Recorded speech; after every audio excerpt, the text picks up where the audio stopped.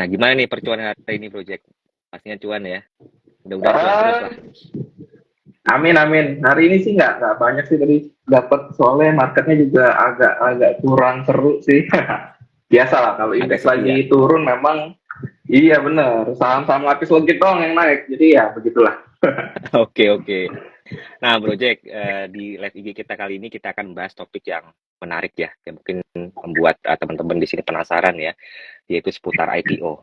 Nah, mungkin boleh sedikit dibahas nih, Project, update-update pergerakan saham IPO tahun 2023 ini ya. Akhir-akhir ini apakah saham-saham IPO yang listing di 2023 ini termasuk sukses di BI ini, sukses melantai di BI ini, Project. Oke, kalau yang project perhatiin ya, dari semua yang project ambil datanya itu kurang lebih ada sekitar 43 kalau nggak salah ya. Sorry, sebentar.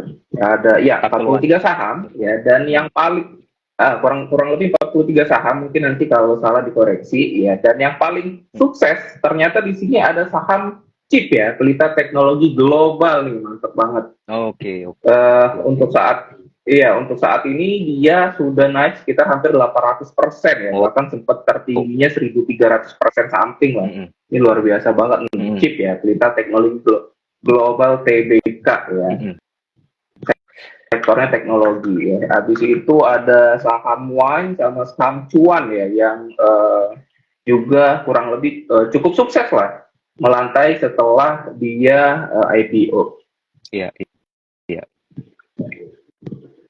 Oke, Ya, kalau emang dilihat sih sebenarnya dari 43 ini ya, kalau dilihat dari sampai sekarang itu sih sebenarnya so far yang Project lihat sih sekitar 20 saham masih positif ya kalau dari IPO, dan 20 saham lainnya sih masih negatif ya. Jadi memang ya wajar lah, saham-saham IPO memang fluktuasinya masih cukup tinggi gitu. iya, iya. Ya, mungkin memang saham IPO ini masih mencari meraba-raba harga yang pas lah ya di market ya. Jadi ada Benar. yang naik, ada yang turun gitu ya, ada yang anjlok, bahkan beberapa di saham IPO yang listing di 2023 ini udah ke bawah 50-an ya, Bro. Jadi udah udah di bawah 50-an ya. Iya, Kayak Men itu 48 gitu ya. Yang 24 juga iya ada, ada Soul ya. Soul, Soul 23 gila banget. Iya, iya makanya di sini banyak banget ya saham-saham yang cukup variatif, dan ada juga sebenarnya ada juga saham yang apa namanya bagus ya kalau kita lihat sekilas mungkin secara potensi dan juga bisnis modelnya kayak MBMA gitu ya, apa namanya Project ya. Itu market cap-nya juga terpantau cukup besar ya, paling besar mungkin ya, itu sekitar 8 apa sorry, ya 80-an T ya untuk market cap-nya si apa MBMA 88 T, cukup besar gitu Emang. ya. Namun kalau kita lihat pergerakan harganya itu masih cenderung belum naik signifikan ya Project ya untuk MBMA gitu ya. Jadi masih cukup bisa bervariatif ya. Kayak NCKL juga Kayak hari ini naik ya 5,76% ya. benar. Mm-mm. Kalau MBMA sih emang kayaknya sih kalau dilihat dari polanya sih baru mau jalan ya kalau MBMA ya, karena memang untuk saham dengan porsi segede ini dan juga harganya cukup mahal sih mungkin wajar ya, setelah IPO koreksi terlebih dahulu baru kembali menguat.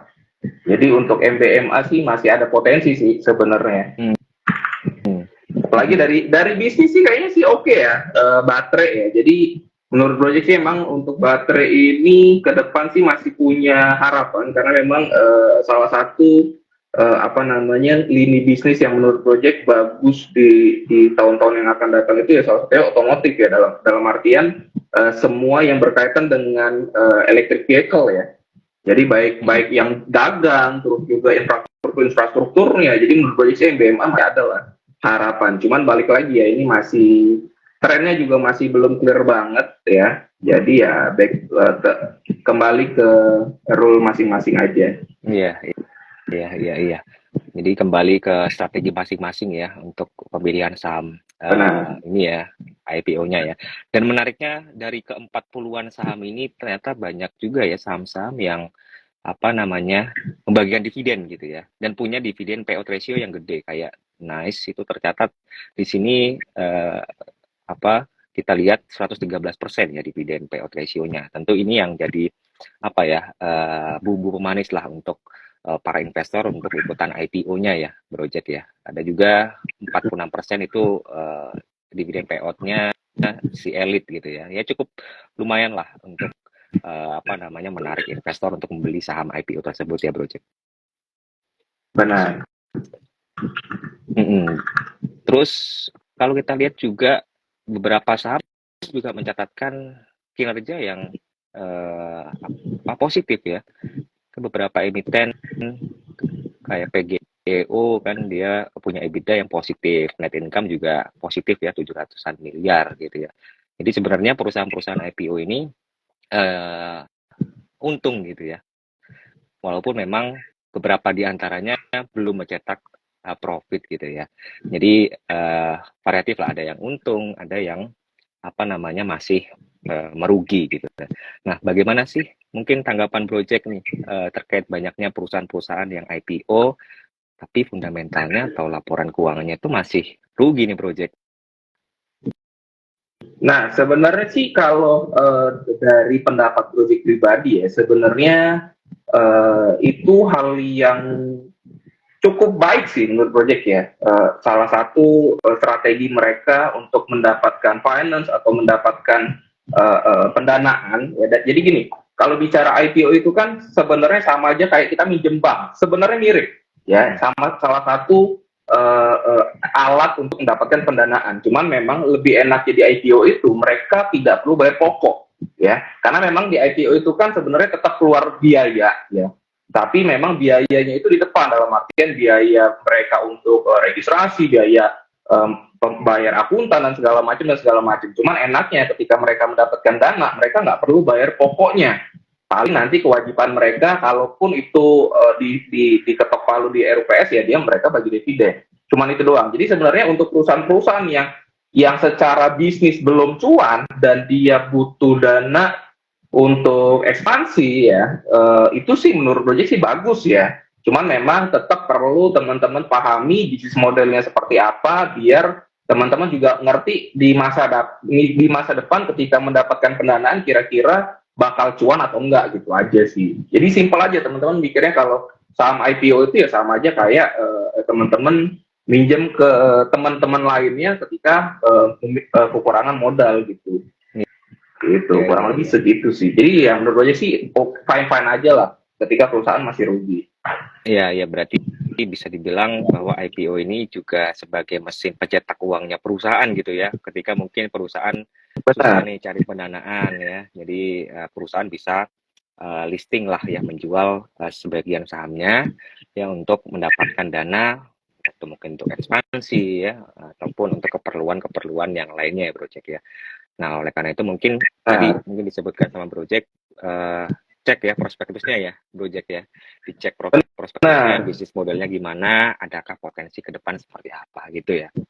Nah, sebenarnya juga syarat perusahaan IPO itu kan juga cukup panjang ya, Project ya. Maksudnya terlalu masih ribet. Kenapa tadi? Putus-putus? Sebenarnya syarat untuk perusahaan IPO itu kan juga cukup panjang ya. Jadi apa namanya? Ini yang membuat mungkin emiten itu enggan gitu ya, untuk kurang enggan ya untuk melakukan IPO gitu ya. Dan juga di satu sisi juga perusahaan yang rugi ya itu sebenarnya juga dibolehkan ya Project ya untuk listing sebenarnya ya, kalau kita lihat syarat-syarat IPO di papan utama, papan pengembangan itu juga khususnya papan pengembangan ya itu boleh rugi gitu ya, itu boleh rugi asalkan ada proyeksi sejak tahun kedua listing itu dia mencetak laba bersih gitu ya, minimal 2 tahun.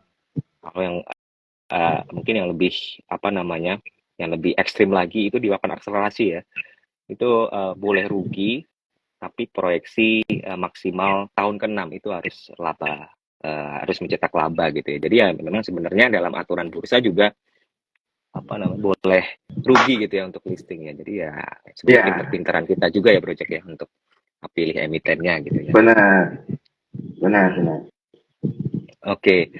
Nah, mungkin ada juga nih fenomena project ya terkait IPO, di mana sebenarnya masih banyak perusahaan-perusahaan IPO itu yang tujuannya untuk membayar hutangnya gitu ya. Nah, hal ini tentu apa ya, memberikan kesan bahwa perusahaan yang apa namanya yang listing itu adalah perusahaan yang hutang perusahaan punya hutang tapi investor yang melunasi gitu ya. Jadi kesannya seperti itu nih. Padahal harusnya sih investor membeli sebuah saham tersebut itu bisa mengharapkan keuntungan dari capital gain ataupun dari dividen gitu ya. Nah, bagaimana nih menurut project terkait hal tersebut? Nah, gini ya, jadi kalau bicara hutang ya, kalau kita bicara sebenarnya gini, kalau kita bicara awam ya, kalau misalkan nih Project pengen bikin sebuah bisnis ya, dalam artian misalkan Project pengen bikin kafe atau kafe Project udah jalan, tiba-tiba ngajak Bromar, Bromar ayo dong invest di kafe Project nih, eh injek sekian dan segala macam. Terus tiba-tiba Bromar nanya, kira-kira duit yang gue injek bakal buat apa? Simpelnya kan kalau misalkan, oh nanti gue bakal utang. Ya dalam artian sebenarnya ketika gue bilang buat bayar utang, ya dengan harapan Bromar invest itu buat sebenarnya itu nggak relevan ya menurut Project ya. Itu bicara secara awam aja. Kenapa? Karena menurut Project sih ketika kita ingin berinvestasi di perusahaan IPO ya, kalau misalkan kita bicara investasi ya, kalau kita ingin bicara investasi di perusahaan IPO, kita harus tahu dulu nih bisnis modelnya seperti apa, terus kira-kira sebenarnya secara bisnis works atau enggak gitu loh. Jadi ketika misalkan dia bilang, oh gue buat bayar utang, ya tinggal dianalisa lagi seberapa berdampak, seberapa kesulitan perusahaan tersebut sampai butuh dana untuk bayar hutang. Ya, simpelnya sih seperti itu. Karena sebenarnya memang nggak semua perusahaan ketika bayar hutang itu jelek ya. Ada juga mungkin yang mungkin ada kebutuhan hutang jangka pendek yang perlu dibayar dan dia harus IPO. Setelah hutangnya lunas, mungkin perusahaannya lebih ringan untuk mendapatkan keuntungan mungkin ya. Cuman menurut proyeksi sebenarnya ketika perusahaan itu berhutang dan harus dibayar dengan dana investasi, menurut proyeksi agak kurang bijak ya, agak kurang bagus untuk dipilih untuk jangka panjang ya. Tinggal teman-teman balik lagi lihat seberapa sustain bisnis modelnya itu aja sih. Jadi ya untuk perusahaan yang IPO dan dananya untuk bayar hutang menurut gue sih agak kurang cantik sih. Gitu. Karena ya lebih baik untuk ekspansi karena sebenarnya kan dana tersebut kan fresh, dana tersebut juga harapan kita investasi itu kan untuk mendapatkan return. Simpelnya returnnya dari dividen itu paling simpelnya. Sedangkan ini untuk bayar hutang aja tuh susah gitu loh. Jadi untuk investasi jangka panjang menurut saya agak sulit ya. Dengan kondisi perusahaan yang kondisi saat ini aja sedang berkesulitan dalam hutang gitu. Iya. Berarti memang sebenarnya tidak masalah juga ya perusahaan itu menggunakan dana IPO-nya buat berhutang, asal masih dalam batas toleran lah gitu ya, dan punya mungkin pertumbuhan bisnis yang terus berkembang ke depan sehingga hutangnya mungkin jadi hutang yang produktif gitu ya, project ya, sehingga bisa mencetak keuntungan. Tapi dari mungkin sudut pandang investor ya, perusahaan yang menggunakan dana IPO-nya untuk bayar hutang itu cenderung negatif ya project ya. Jadi cenderung negatif sehingga biasanya dampaknya juga ke sahamnya gitu ya. Sahamnya bisa jadi saat listing bisa jadi turun dulu gitu ya. Nah, oleh karena itu mungkin teman-teman cermati lagi ya tujuan perusahaan IPO itu apa, dan apa namanya, apakah dia untuk ekspansi, lebih banyak ekspansi, apakah perusahaan itu untuk hutang gitu ya, sehingga teman-teman bisa memproyeksi kira-kira perusahaan ini layak tidak untuk kita investasikan gitu ya. Oke. Nah, mungkin sebenarnya di tahun 2023 ini banyak banget ya list calon emiten yang mengantri nih project ya untuk bisa listing di bursa efek kita ya. Dan mungkin ini seiring dengan hilirisasi mineral ya seperti tembaga, timah, nikel gitu ya, sebagai mungkin supply chain dari EV ecosystem. Nah, bagaimana nih pandangan project terhadap salah satu calon emiten yang bakal listing nih dengan size yang saya rasa ini size-nya cukup besar ya. hampir sama seperti Goto waktu itu listing nih sekitar 13 triliun rupiah gitu ya, yaitu si AMNT nih, Aman Nusa Aman Nusa Tenggara Internasional ya. Nah, apakah AMNT ini bisa sukses ke depannya, Project? Menurut Project gimana? Kalau sekilas sih yang Project lihat ya di sini kan rencana untuk kalau Project ya jujur Project kalau lihat prospektus itu jarang banget ya karena memang balik lagi ya buat teman-teman yang sudah membernya Sahamologi yang memang teman-teman pasti tahu kalau Project itu trader banget kalau trader banget itu memang agak jarang Project berspekulasi di saham-saham IPO ya alasannya kenapa karena memang psikologisnya sulit untuk dibaca itu pertama. Selanjutnya memang untuk melihat saham ini bagus atau banget ya dalam artian pertama yang jelas paling teman butuhin itu adalah melihat duitnya mau dipakai buat apa itu dulu ya. Tadi juga dijelasin kan sama Bromar juga ada yang buat bayar utang, ada yang ekspansi dan segala macam. Nah di sini yang Project baca dia ada 3 alokasi ya rencana penggunaan dana yang diperoleh hasil penawaran umum ada 3 ya. Pertama itu untuk digunakan untuk penyaluran modal kepada perusahaan Amin ya. Yang selanjutnya akan digunakan oleh Amin untuk membiayai pengeluaran modal atas proyek smelter. Jadi pertama mereka dananya itu untuk mendanai proyek smelter itu pertama. Yang kedua untuk bayar hutang ya. Melunasi hutang dan hutangnya pun terhadap perusahaan AMNT juga. Dan yang ketiga ini digunakan untuk penyetoran modal kepada perusahaan AMNT sendiri. Jadi sebenarnya dananya beruntukkan menurut proyeksi cukup oke lah ya, walaupun ada utang, cuman utangnya juga bukan utang terhadap perusahaan-perusahaan lain, tapi terhadap perusahaan itu sendiri ya. Jadi menurut proyeksi so far kalau dari rencana penggunaannya sih fine. Balik lagi ya, kalau dibilang apakah ini bagus, kalau dilihat dari size ya, berkaca dari beberapa saham yang size-nya juga gede, sebenarnya jangka pendek, ingat ya, untuk jangka pendek. Ketika perusahaan IPO terlalu besar, ya untuk jangka pendeknya nggak terlalu, kurang terlalu bagus, karena memang untuk saham-saham yang jangka pendek dalam artian teman-teman hanya ingin berspekulasi, berharap hari pertama, hari kedua arah, kecil kemungkinan di saham-saham dengan market cap yang gede banget ya, kayak contoh Goto dan segala macam. Karena balik lagi ya, ketika perusahaan ketika mereka raising fund terlalu besar, otomatis kan psikologis marketnya juga banyak banget ya, banyak apa namanya kepentingan di sana, sehingga untuk jangka pendek sih kurang bagus ya menurut gue untuk jangka pendek. Untuk jangka panjang sih so far fine-fine aja ya, apalagi bisnisnya juga lagi oke ya. Dan juga di sini juga rencananya juga untuk bikin smelter, which is smelter ini untuk jangka panjang, ingat ya. Kalau dia capex itu memang capex itu hasil cuannya itu jangka panjang. Jadi menurut Project sih dibilang perusahaannya bagus saja, tapi untuk jangka pendek sih kurang ya. Itu pandangan Project. Ya, jadi untuk jangka pendek kurang ya, tapi untuk jangka panjang harusnya ini perusahaan cukup bagus ya. Cuman sayangnya memang listing apa namanya IPO amount-nya gede gitu ya, size-nya juga gede gitu ya. Jadi mungkin ini agak berbobot nih pergerakannya nanti di market ya setelah listing.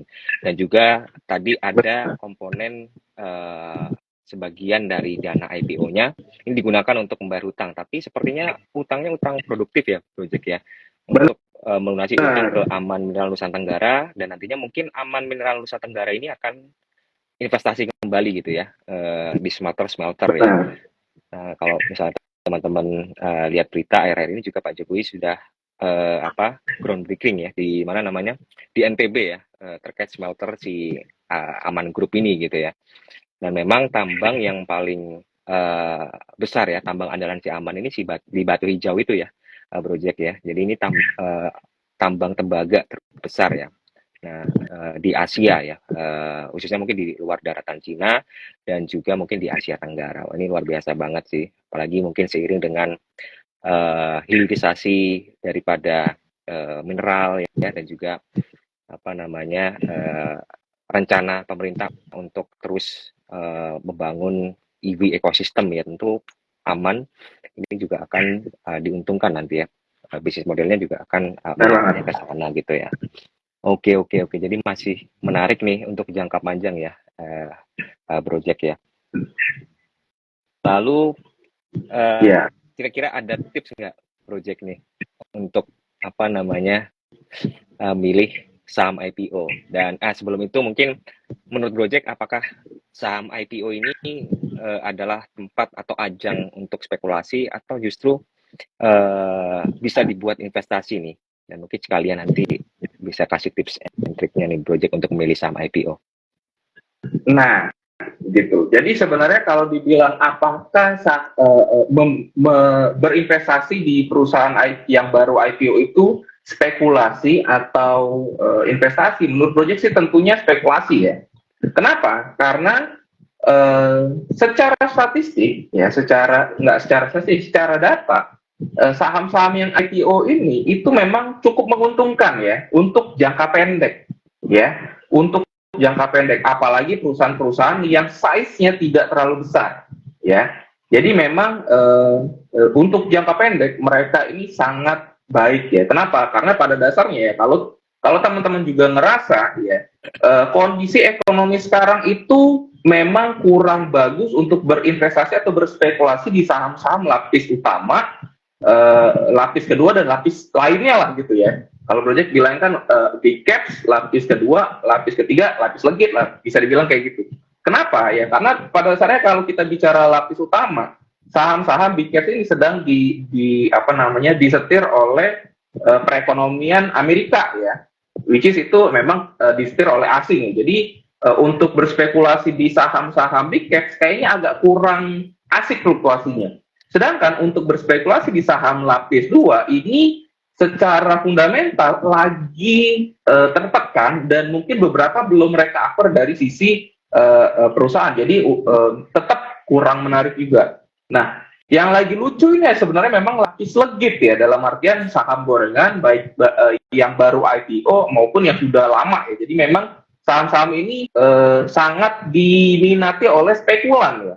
Nah, kenapa saham IPO ini menurut project spekulan banget ya? Jadi simpelnya gini, ketika sebuah perusahaan sudah IPO ya, sebenarnya harga IPO itu memang sama sekali tidak merefleksikan ya dari kesehatan perusahaan untuk jangka pendek ya. Jadi yang merefleks di pergerakan harga itu adalah psikologis dari investor itu sendiri ya, atau si spekulan-spekulan tersebut. Makanya banyak orang, ini juga balik ke tips ya, jadi banyak orang yang melihat saham IPO itu, oh saham IPO apalagi yang IPO-in si sekuritas ini, nah itu ya yang biasanya sangat-sangat diincar, walaupun memang secara data beberapa sekuritas memang banyak yang sukses, tapi nggak bertahan jangka panjang gitu. Kenapa nggak bertahan jangka panjang? Ya karena tadi ya, di saham IPO itu psikologisnya itu sangat-sangat bisa dibilang dikontrol ya. Makanya ini salah satu alasan project jarang berinvestasi di saham IPO walaupun banyak yang cuan ratusan persen. Karena apa? Karena psikologisnya itu sulit ditebak ya. Kenapa psikologisnya sulit ditebak? Karena semua yang ada di sana itu adalah investor spekulan ya. Rata-rata investor spekulan ya, tanpa melihat prospektus, tanpa melihat apa dan segala macam, rata-rata melihat oh IPO, gua chip in deh, mungkin 10 juta, 20 juta, 30 juta, tanpa yang ada namanya psikologis ya.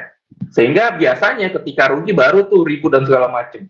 Jadi kalau project lihat ya, dari data pun ya, dari 43 saham yang IPO, rata-rata pernah menyentuh high minimal itu 35% ya, minimal ya. Jadi dari 43 itu, rata-rata mereka cuan itu 150%, itu rata-ratanya ya. Ada yang pernah sentuh high di 1.300%, beberapa di 300% ya. Dan sebenarnya dari 43 hanya satu saham yang belum sempat positif, yaitu Maxi ya. Dan Maxi juga sebenarnya masuk rekor ya, harusnya dibikin rekor. Saham setelah IPO langsung ARB. Langsung gocap itu Maxi nih yang paling pertama. Ini agak magic juga. Jadi balik lagi ya, apakah membeli saham IPO itu latar belakangnya spekulasi atau investasi? Ya, tentunya spekulasi ya. Nah, jadi buat teman-teman yang doyan spekulasi ya sangat menarik memang untuk membeli saham di saham yang baru IPO. Tapi buat teman-teman yang investasi ya sebenarnya di rule-nya investasi pun ya perusahaan IPO ini rata-rata yang IPO itu pasti mencatatkan performa terbaiknya. Ya, ini sedikit kelemahannya IPO ya. Ketika sebuah perusahaan IPO, dia pasti melaporkan atau memberikan data dengan performa terbaiknya.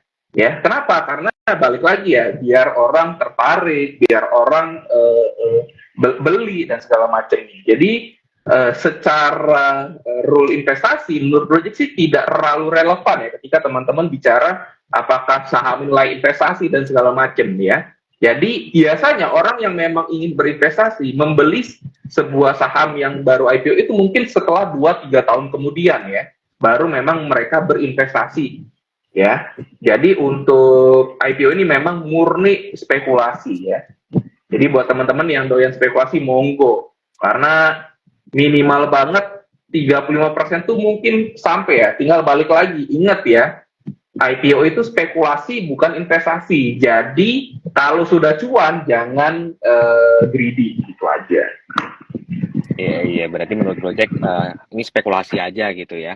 Dan investasi itu juga tidak ada di saham IPO ini ya, kurang relevan lah ya untuk investasi ya, karena bisa jadi mungkin kinerja perusahaannya mungkin di make up dulu gitu ya, sehingga harga sahamnya atau valuasinya dinaikin gitu ya, sehingga dia bisa jual di harga tinggi gitu ya. Namun menariknya banyak banget nih. Pasti. Banyak banget sih trader-trader yang ikut gitu ya, yang ikutan, yang jadi IPO hunter gitu ya. Jadi beli saat book building gitu ya, jualnya di saat listing gitu ya, tanpa mempertimbangkan hal-hal yang lain gitu ya. Dan bahkan ada juga istilah banyak persepsi yang mungkin salah gitu ya di saham IPO. Saham yang bagus itu adalah saham yang ARA ya setelah dia listing gitu ya, dan saham yang jelek itu saham yang ARB gitu ya setelah dia listing gitu ya. Nah sebenarnya sih bagus atau tidaknya kualitas perusahaan itu ya tidak ditentukan oleh perusahaan pergerakan harga saham di awal dia listing ya, melainkan ya jangka panjang gitu ya, kinerja jangka panjangnya ya. Oke. Benar. Makanya tadi kan Project mention juga kan. Jadi ketika perusahaan IPO sebenarnya harga itu merefleks dari psikologis investor, bukan merefleks dari apa yang ada di laporan keuangan. Karena biasanya perusahaan yang memang benar-benar bagus, perusahaan yang memang punya future jangka panjang, biasanya ketika awal-awal itu nggak langsung arak dan segala macam, ya. Nah, terus juga tadi, kenapa sih perusahaan IPO itu pasti di make up dan segala macam? Karena balik lagi ya, mereka membutuhkan dana yang ideal, sehingga mereka harus melaporkan perusahaannya dengan performa yang terbaik gitu loh. Kalau misalkan mereka melaporkan dengan performa yang nggak baik, maka mungkin pendanaannya nggak segitunya gitu loh. Jadi hal wajar ketika saham IPO itu lapor keuangannya pasti di make up gitu. Makanya ini memang sangat aja spekulasi banget ya gitu. Oke. Nah gimana nih kalau misalnya ada investor atau trader yang memang ingin investasi nih Project di saham IPO, apakah dia harus menunggu terlebih dahulu atau sebenarnya ya sah-sah aja beli di saham IPO toh untuk jangka panjang gitu kan? Gimana tuh Project? Nah, kalau bicara investasi ya, balik lagi, kalau bicara investasi sih sebenarnya menurut Project ya, untuk invest di perusahaan IPO, kalau teman-teman nggak ngerti banget bisnis modelnya atau mungkin nggak segitunya paham tentang perusahaan tersebut, mungkin agak PR ya. Dalam artian memang teman-teman harus mengerti, kayak contoh tadi tuh ada perusahaan aman ya yang baru mau IPO, teman-teman harus ngerti tuh, oh bisnis modelnya apa, terus juga ini kira-kira bisnis jangka panjang atau bisnis jangka pendek, terus juga ini perusahaan siklikal atau perusahaan value stock atau perusahaan growth stock gitu kan. Simpelnya kayak gitu, karena kan kita pahami juga ya, ketika teman-teman berinvestasi itu kan paling umum metodenya adalah growth dan juga value ya. Nah, kalau teman-teman bicara growth, berarti tinggal teman-teman pahami apakah perusahaan ini terus cetak growth, simpelnya seperti itu. Nah, kalau perusahaan IPO biasanya kan perusahaan-perusahaan yang cetak growth itu biasanya perusahaan-perusahaan yang sudah memiliki recurring income, sehingga dia bisa mendeklar bahwa perusahaan kita akan terus growth. Itu kalau teman-teman bicara growth investing gitu kan. Tapi kalau teman-teman bicara value stock, ya mungkin kayak tadi tuh Aman. Oh, Aman ini adalah perusahaan tambang yang suatu saat pasti harganya juga akan demand-nya akan tinggi, terus juga perusahaan ini yang terbesar dan segala macam. Mungkin seperti itu.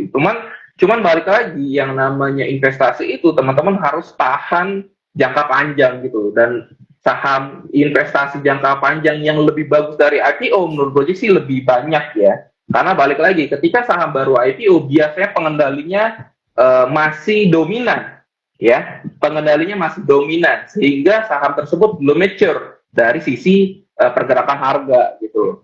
Jadi menurut proyeksi lebih bijak kalau untuk investasi mungkin saham-saham yang sudah lama IPO, minimal tadi ya 2 tahun. Teman-teman lihat dulu apakah dia masuk growth stock atau value stock, apakah mungkin memang ada value-nya atau ada cycle-nya dan segala macam gitu sih.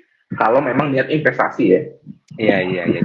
Jadi mungkin untuk strategi supaya teman-teman bisa investasi ya di IPO, mungkin tadi benar dikatakan Project, yang pertama yaitu cek model bisnis perusahaannya ya Project ya. Gimana nih bisnis perusahaannya? Apakah dia akan punya masa depan ke depan? Apakah bisnisnya akan sustain gitu ya? Dan at least teman-teman ceklah, buka prospektus perusahaannya ya. Gimana sih perkembangan mungkin laporan kinerjanya terakhir ya, atau mungkin rencana-rencana perusahaan ke depan ya, ekspansinya seperti apa, itu dicek semuanya. Dan yang terpenting juga tujuannya ya Project ya, melakukan IPO ini apa nih? Apakah dia ekspansi atau mungkin bayar hutang gitu ya, harus dibedah lah secara dalam. Dan kalau sempat ya valuasi juga ya Project ya, kalau misalnya niatnya investasi. Benar. Kalau investasi valuasi juga tuh, bisa gunakan rasio-rasio PER, PDP ya, kira-kira dengan share yang di isu sama perusahaan, kira-kira PER-nya berapa gitu ya, apakah wajar harga IPO-nya gitu ya, sehingga teman-teman bisa lebih berani lagi.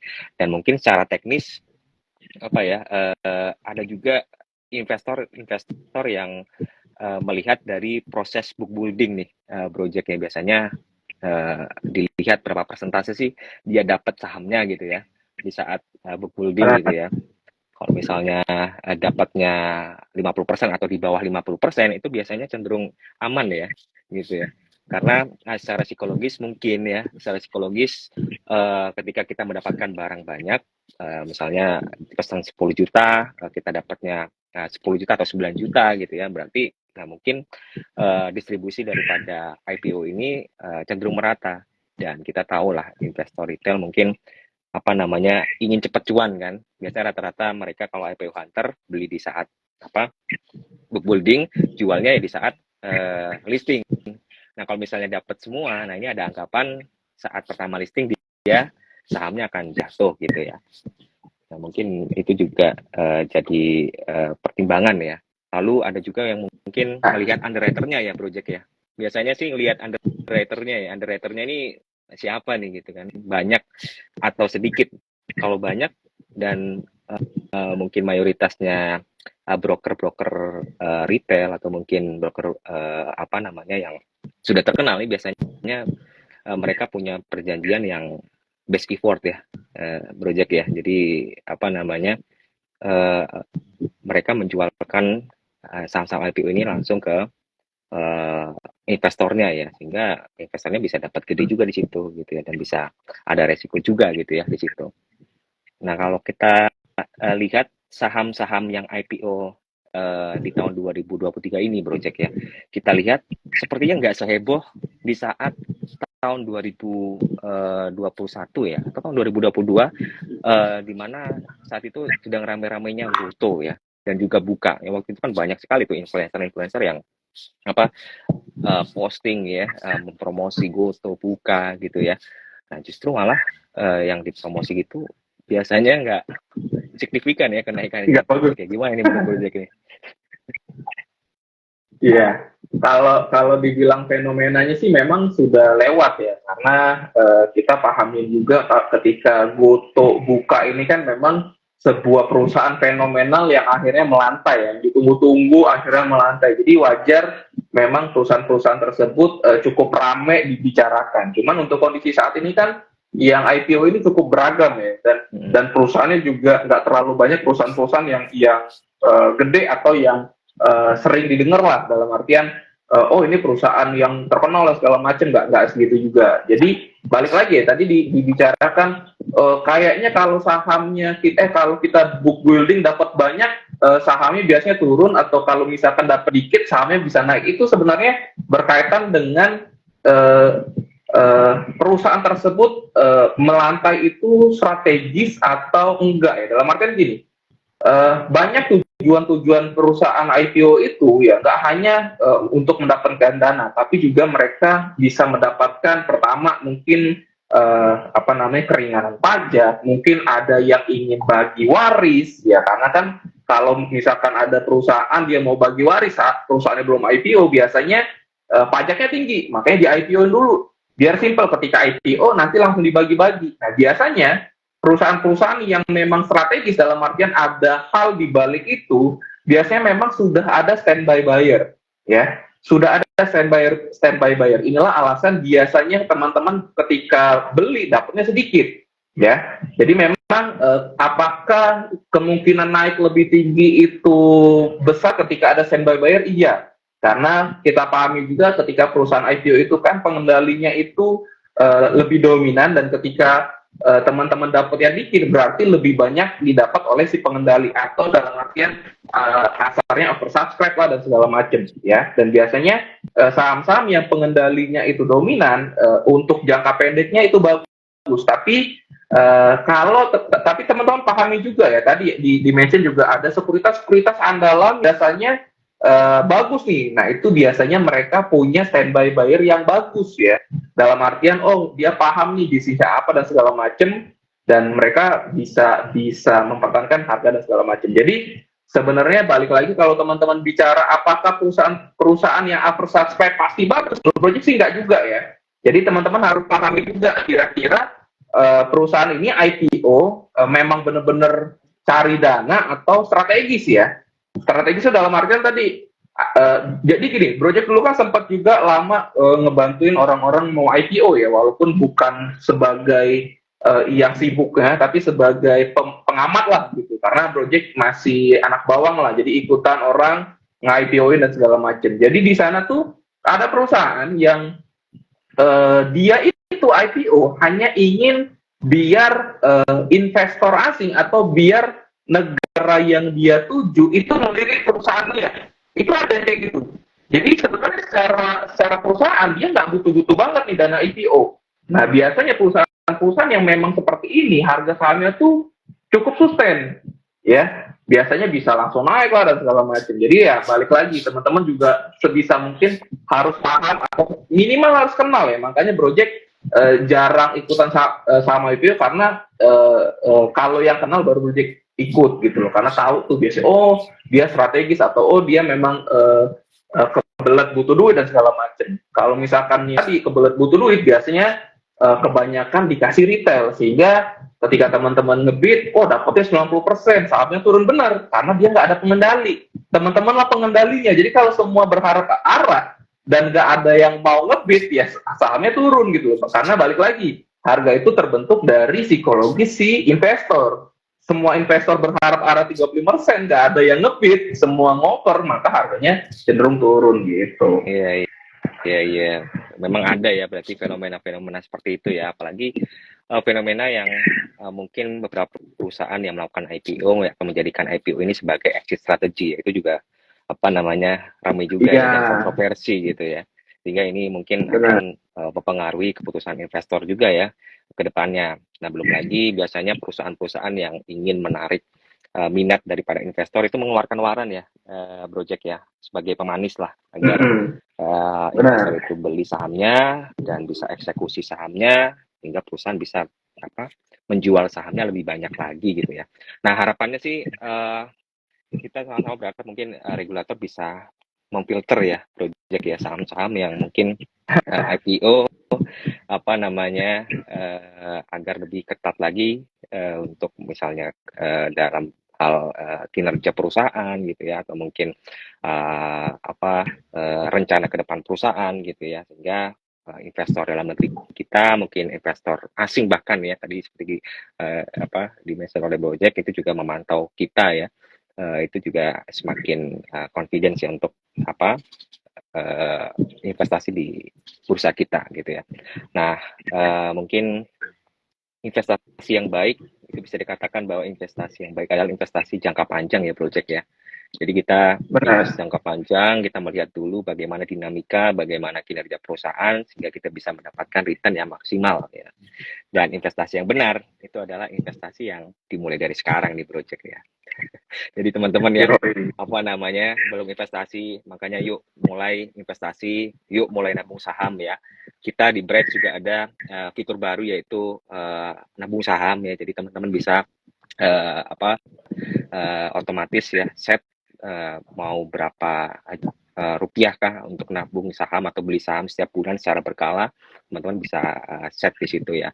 Dan teman-teman yang belum buka akun mungkin bisa download Bright dan juga akses di eform.bright.co.id. Oke, terima kasih Project diskusinya luar biasa ya. Saya yakin mungkin tips-tips dari Project ya dan diskusi kita ini bermanfaat ya bagi kita semua. Nah, untuk selanjutnya kita mungkin akan buka sesi tanya jawab nih Project ya. Untuk teman-teman breeders ya jika ada pertanyaan mungkin bisa langsung saja drop ya di kolom komentar ini kebetulan ini banyak banget ya. Nah, mungkin aku akan pilih 5 saham ya, 5 pertanyaan terbaik gitu ya, supaya nanti teman-teman bisa dapat hadiah giveaway ya sebesar 100.000 untuk masing-masing untuk 5 orang pemenang. Oke. Asik. Oke, kita coba pertanyaan sebentar ini. Banyak banget nih project nih, sebentar ya. Banyak banget pertanyaan yang masuk. Pasukan sahamologi agak barbar ya. Kalau disuruh nanya, apalagi dikasih hadiah. Betul. Ini banyak banget nih. Oke. Oh, tadi udah dijawab pertanyaan itu. Nah, ini sebentar. Ini mungkin udah dijawab juga ya kriteria saham IPO. Ini mungkin berkaitan dengan strategi trading nih, Project nih. Bagaimana sih dengan kita yang cuma trading aja dan jarak jual dan beli ini minimal berapa minggu nih kira-kira Project? Biasanya Project pakai strategi seperti apa untuk trading di saham-saham IPO ini? Ini pertanyaan dari Putri Isnari Paramita. Silakan Project. Kak, kalau dibilang saham IPO berapa panjang ya? Kalau Project sih ya, kalau kita seorang trader ya, kalau Project selalu ngarahinnya secukupnya ya, secukupnya. Karena balik lagi ya, ini sering Project mention juga di grup, rezeki itu rugi itu kita yang atur, rezeki itu biar Allah yang kasih.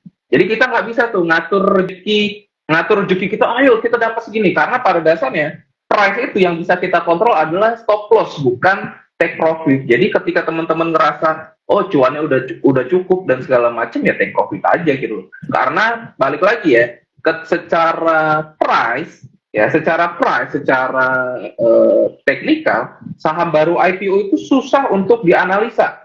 Ya, bisa dianalisa pakai intraday, ya bisa dianalisa pakai intraday, tapi intraday pun menurut Project sih agak sulit ya, karena memang saham IPO itu sangat-sangat dikontrol oleh standby buyer atau pengendali awalnya gitu.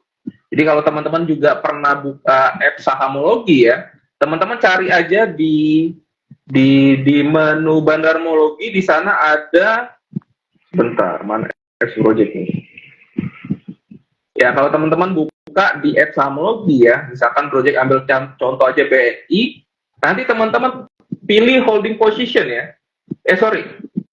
Holding position. Di holding position ini nanti teman-teman sebenarnya bisa tahu nih yang lagi hold itu perusahaan tersebut individual atau fund manager atau institusi. Dan biasanya saham-saham IPO, apalagi size-nya masih kecil, itu didominasi oleh corporate dan individual. Jadi baru ada dua jenis investor, ya.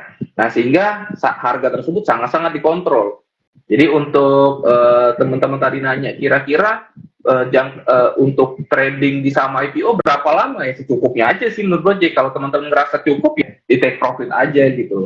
Jadi jangan nggak Project tidak menyarankan menggunakan metode ABC dan segala macam karena memang saham IPO itu masih baru banget, psikologisnya masih belum bisa dibaca secara clear ya. Ya memang balik lagi tadi ya spekulasi banget gitu. Jadi secukupnya. Kalau ngerasa cuan ya take profit aja.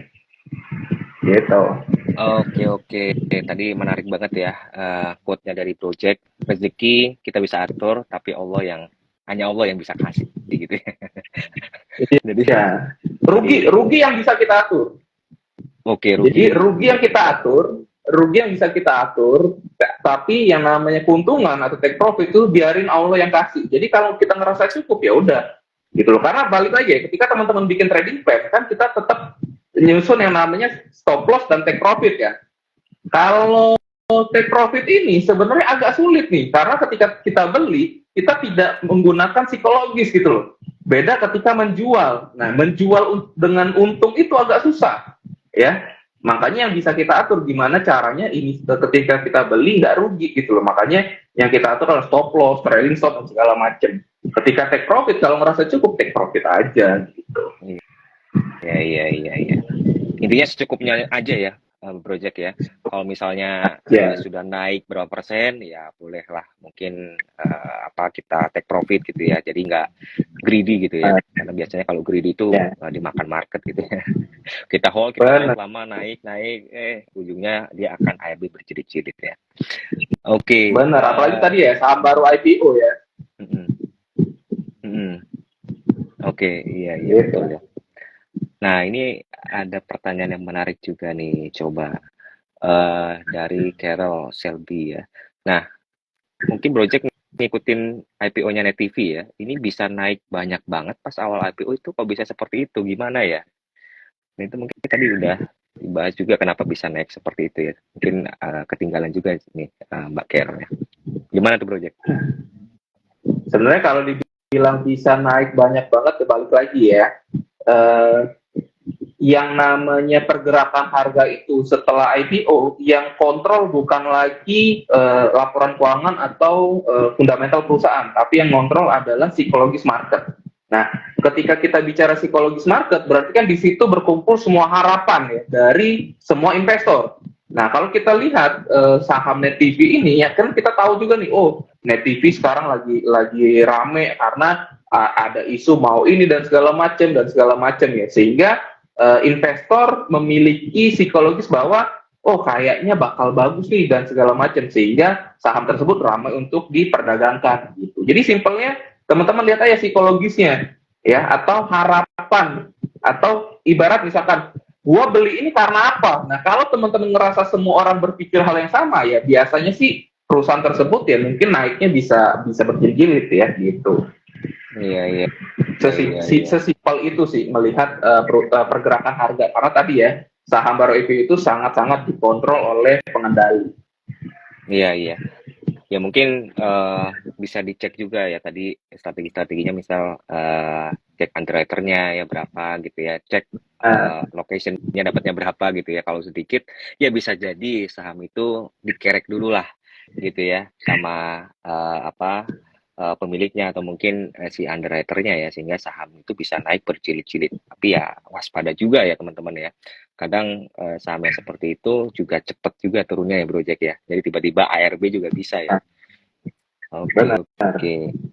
Nah, ini juga udah oversubscribe. Mungkin ini dari Vian Velasuf ya. Ini melihat kasus IPO Maxi. Tadi kita sempat singgung juga nih Maxi ya, Project ya. Nah, apa ada aturan yang melindungi investor nih dari potensi exit strategi? Gimana nih Project? Sebenarnya gini ya, uh, ketika perusahaan IPO itu sebenarnya laporan keuangan atau hal yang disajikan itu sebenarnya semua sudah normal ya, dalam artian tadi ya sempat dimention juga sama Bro Mar, sebenarnya regulasi bisa nggak sih ngatur perusahaan-perusahaan seperti ini? Sebenarnya sih regulasi itu tidak bisa mengatur segitunya ya, karena balik lagi ketika IPO yang menggerakkan market itu adalah psikologis dari investor, itu pertama. Terus juga ketika IPO juga apakah ini ya, kalau regulasi mikir selama laporan keuangannya jelas, dalam artian mungkin sesuai rule dan segala macam ya, fine-fine aja untuk mereka IPO. Nah, di sini kan kembali ke referensi teman-teman berinvestasi ya. Jadi kalau teman-teman berinvestasi hanya spekulasi ya, janganlah beli saham-saham yang seperti ini terlalu banyak porsinya ya. Jadi balik lagi, karena spekulasi, money manajemennya juga dijaga gitu loh, biar kalau ketemu sahamnya yang lagi apes ya nggak rugi-rugi banget ya. Sebenarnya 11-12 lah kayak judi ya. Kalau rugi ya teman-teman harus tahu nih ruginya seberapa banyak, gitu aja sih. Jadi biar nggak terlalu berharap di perusahaan-perusahaan yang seperti ini, karena secara laporan keuangan sudah disahkan sama OJK, berarti ya sudah apa ya, bisa dibilang kalau laporan keuangan itu apa ya, sudah jelas lah gitu loh, nggak ada yang dibuat-buat, nggak ada yang nggak ada fraud dan segala macam gitu loh. Jadi perkara harga sahamnya turun dalam dan segala macam itu sudah mekanisme market. Iya. Jadi ketika IPO itu yang menggerakkan adalah psikologis investor ya, psikologis trader ya. Jadi yang menggerakkan ya transaksi mereka lah, dan bursa ini sebenarnya tidak bisa mengontrol hal itu gitu ya, nggak bisa mengontrol semua gitu ya. Ya harapannya mungkin ke depan paling tidak bisa filter lah saham-saham yang perusahaan-perusahaan yang belum profit atau rugi gitu ya, mungkin bisa dibatasi lah gitu ya, agar investor kita itu juga terjaga ya, Project ya. Oke. Nah ini ada pertanyaan yang menarik lagi dari Mas Iksan Mandora. Nah, gimana sih cara lihat underwriter-nya itu di mana ya, Project, dan cara menentukan broker yang pas nih biar IPO makin cuan nih? Ini unik juga nih. Kalau menurut Project gimana nih? Kira-kira underwriter-nya itu siapa gitu kan? Broker yang pas untuk dipilih ya untuk IPO itu siapa? Kalau masalah brokernya siapa ya, balik lagi ya, kalau dilihat secara data sebenarnya broker apapun hasilnya bisa cuan bisa enggak ya. Karena Project lihat di sini ya, dari NH Korindo ya itu ada sekitar 6. Itu semua rata-rata pernah pernah naik sebesar paling rendahnya itu 53% ya. Ada sampai ACK itu pernah naik 53% ya. Tapi pernah turun 48% ya gitu. Terus ada saham wine juga dari NH Korindo itu naik 500% ya, tapi pernah turunnya enggak. Jadi sebenarnya dibilang ada nggak sekuritas andalan? Sebenarnya sih nggak terlalu ya, nggak ada sekuritas yang memang sekuritas ini kalau IPO jelek ya. Cuman balik lagi untuk jangka panjang, nah mungkin memang ada beberapa sekuritas yang hasilnya nggak ini banget gitu loh untuk jangka panjang. Tapi untuk berspekulasi naik minimal 35%, semua sekuritas punya chance yang sama ya. Ya kalau teman-teman buka deh datanya, dari 43 saham yang IPO di 2023 itu semua pernah cuan minimal 35%. Dan yang 35% itu cuma sedikit ya. Rata-rata ini ada 18 saham itu cuan di atas 100%. Apapun itu sekuritasnya. Cuman yang bertahan sampai sekarang cuan segitu nggak banyak gitu. Nah balik lagi ini kan ke mekanisme perusahaan ya, ke mekanisme market. Kalau market bilang naiknya udah ketinggian ya bakal turun gitu. Jadi untuk berspekulasi apakah memilih sekuritas tertentu pasti cuan nggak juga ya. Terus juga ya balik lagi ya, teman-teman harus ngerti kalau ini spekulasi, jadi jangka panjang itu nggak bijak ya, karena yang namanya psikologis trader itu jangka pendek ingat ya. ketika perusahaan terlalu banyak investor retail atau investor individual itu biasanya psikologisnya jangka pendek. Sehingga kalau jangka pendek ya fluktuasinya itu sangat tinggi ya. Sehingga kemungkinan teman-teman untung dan kemungkinan rugi itu sebanding. Makanya Project mention lagi bahwa yang namanya saham IPO itu ya sangat-sangat spekulasi gitu. Iya, ini kembali ke mekanisme pasar ya. Jadi kalau misalnya pasar mengapresiasi ya harganya naik gitu ya. Kalau turun ya turun gitu ya. Dan intinya juga nggak ada sekuritas yang menjadi andalan gitu ya untuk kita jadikan patokan supaya kita bisa membeli IPO di blok tersebut pasti cuan gitu ya. Semua rata-rata sama gitu ya. Kembali ke investornya lah, bagaimana melihat potensi perusahaan tersebut ke depannya akan seperti apa gitu ya Project ya. Oke, ini mungkin jadi pertanyaan terakhir nih dari Mbak Arina Arsakara. Boleh di-spill nggak Project saham IPO itu gimana cara belinya, minimal beli berapa, dan potensi cuannya berapa bulan? Wah, udah langsung ditembak nih Project. Potensi cuannya berapa bulan? Kalau dibilang potensi cuannya berapa bulan, berarti nggak bisa jawab ya, karena balik lagi ini spekulasi, tinggal gimana euforia si investor ya.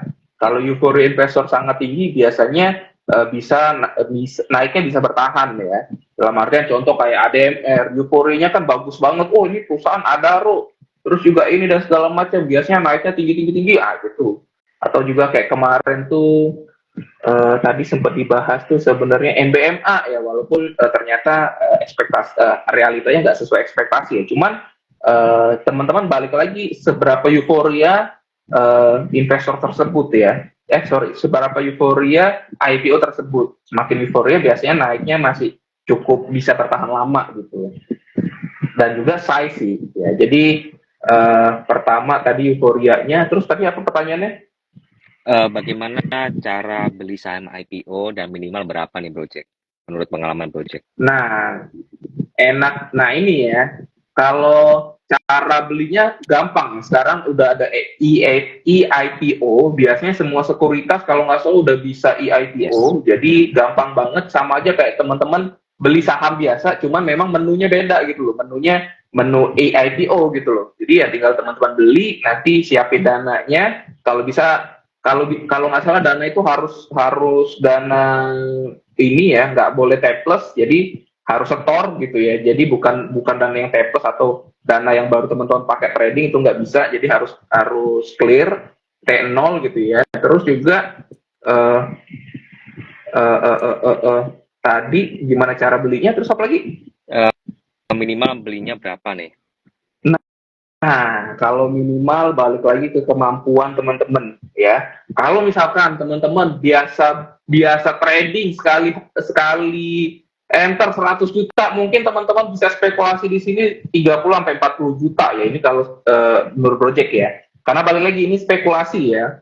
Kalau yang namanya spekulasi itu teman-teman harus menggunakan dana yang nggak banyak-banyak banget gitu loh. Karena kalau teman-teman sekali trading misalkan 50 juta ketika EIPO, teman-teman beli 50 juta ya jangan.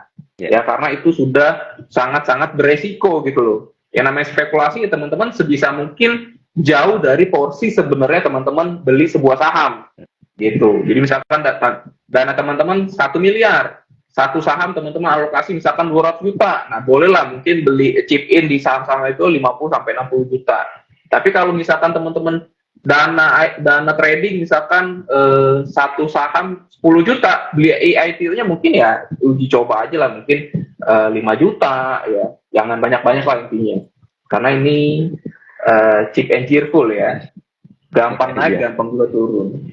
Betul, cheap and cheerful ya. Jadi teman-teman disesuaikan kembali dengan kemampuannya, ikhlasnya berapa gitu ya, karena ini menurut Project adalah ajang spekulasi. Jadi berapa ikhlasnya ya untuk kita buat spekulasi di saham-saham IPO gitu ya. Dan harus fresh fund ya tadi ya, untuk pemesan saham IPO, dan pemesanannya sekarang cukup mudah yaitu di EIPO ya.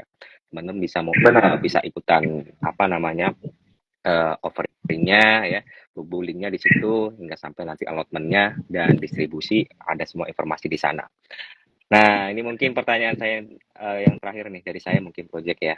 Nah, ini Boleh, boleh. terpantau ada beberapa saham nih yang akan listing nih hingga sampai akhir tahun kayak PELF, JRPM, TGUK, TGUK ya, Teguk ya, WIDI, CRSN dan Ah, juga AMMN atau Aman. Nah, kira-kira mana nih yang apa jadi andalan Project ya yang kira-kira bisa naik nih ke depan nih.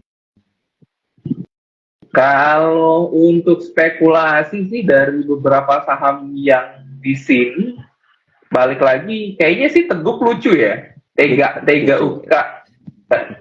Teguk lucu, karena teman-teman juga tahu bisnisnya gitu loh. Terus Mm-mm, juga rentan harga book buildingnya juga nggak gede-gede banget. mm-mm. Terus juga kayaknya size IPO-nya juga nggak gede-gede banget. Jadi sebenarnya pengendalinya juga masih bisa ngontrol harga pergerakan harganya. Jadi menurut gue sih Teguk lucu untuk dispekulasi sih. Iya, iya, iya. Wah, ini Gitu. kayaknya sepemikiran nih Project sama saya nih. Teguk ini oke juga nih kalau misalnya saham-saham yang mungkin dikenal ya. Mungkin Benar. ini banyak dipromosiin. Nah, sempat kemarin aku sedikit riset lah ya. TGUK ini nggak banyak dimention nih, baik itu di IG maupun di sosmed nih. Padahal dia udah apa ya menjelang hari hadiah listing gitu kan, IPO gitu ya. Benar. Kenapa kok belum ada apa euforia ya? Mungkin bisa jadi TGUK ini naiknya langsung signifikan ya. Dan AMMN ini juga kalau aku lihat ya akhir-akhir ini ada yang posting cuma nggak terlalu banyak kalau kita bandingkan dengan apa saham-saham digital yang kemarin-kemarin listing ya. Jadi mungkin AMMN ini juga bisa jadi pilihan ya teman-teman ya. Mungkin di hari pertama atau seminggu pertama ya mungkin bisa terapresiasi dulu ya apalagi potensi bisnisnya ke depan ya. Mulai bisnisnya juga cukup oke ya. Jadi mungkin bisa dipertimbangkan. Jadi mungkin ada dua Nah, ya. Mm-mm. sorry, Gimana Project? project tambah ini. Untuk Mm-mm. AMMN ini, karena harganya di atas 1.000, biasanya psikologisnya harga Mm-mm. di atas 1.000 ini justru koreksi terlebih dahulu Oke. setelah IPO. Jadi menariknya mungkin beberapa bulan setelah IPO, Mm-mm. biasanya baru comeback tuh. Oh, Jadi untuk oke. saham yang harga IPO di atas 1.000 itu memang agak cenderung berat untuk mau dia langsung arah atau sejenisnya ya. Jadi spekulasi jangka pendeknya untuk harga saham di atas 1.000 itu agak berat. Mm-mm. Yang di bawah 1.000 itu enteng, ya Mm. agak ringan gitu loh. Apalagi kalau AMN ini kan tadi ya size-nya juga agak besar, jadi biasanya pengendali dan segala macamnya tuh mereka ada kepentingan mungkin ada exit dulu atau ada apa dulu, mungkin Mm-mm. ada yang dapat jatah keluar dulu dan segala macam. Nah, biasanya seperti itu ya. Ya. Jadi untuk AMMN ini bagus, tapi mungkin beberapa minggu setelahnya, karena untuk dari segi fundamental ini biasanya ini harusnya bagus gitu loh. Jadi harapan dia ke 50 itu kecil kemungkinan. Ya. Jadi walaupun dia harganya turun, teman-teman bisa kontrol, bisa pantau.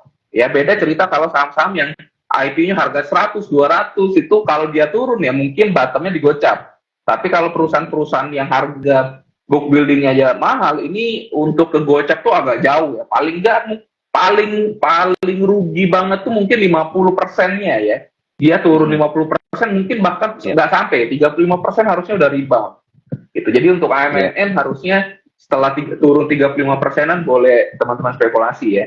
Iya, ya, boleh diserok ya, diserok spekulasi lah kalau misalnya ARB ya, minimal sekali gitu ya, karena potensinya masih cukup bagus dan memang yang jadi pertimbangan adalah size-nya ya, semakin besar size-nya itu mungkin Size-nya. akan jadi pertimbangan oleh para pelaku pasar bahwa saham ini mungkin akan turun dulu ya teman-teman ya, baru nanti mungkin jangka Ya. panjang bisa growth ya, apalagi tadi potensinya dia punya tambang apa batu hijau, ada smelter ya. Wah, ini tentu luar biasa sekali untuk kedepannya ya seiring dengan target-target pemerintah ke depan untuk membangun EV ekosistem. Oke, nah tadi kita sudah bacakan 5 pertanyaan dan buat teman-teman yang tadi pertanyaannya sudah dibacakan, selamat ya kalian berhak mendapatkan saldo RDN sebesar Rp100.000 ya untuk masing-masing 5 orang pemenang dan untuk informasi detailnya nanti mungkin teman-teman akan di DM ya oleh tim Bridge ya. Oke, Project. Nggak kerasa nih kita sudah ngobrol ya sejam lebih kayaknya. Dan kita juga bagi-bagi hadiah juga ya kepada teman-teman semua ya.